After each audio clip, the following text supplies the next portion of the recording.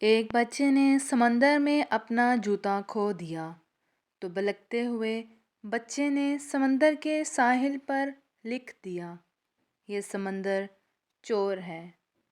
کچھ ہی فاصلے پر ایک شکاری نے سمندر میں جال پھینکا اور بہت سی مچھلیوں کا شکار کیا، تو خوشی کے عالم میں اس نے ساحل پر لکھ دیا، سخاوت کے لیے اسی سمندر کی مثال دی جاتی ہے۔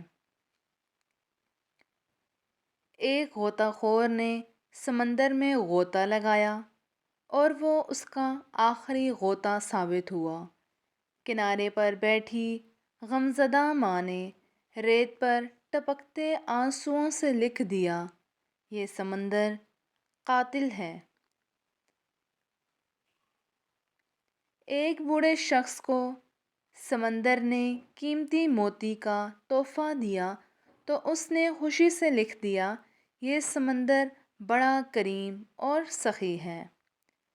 پھر ایک بہت بڑی لہر آئی اور اس نے سب لکھا ہوا مٹا دیا۔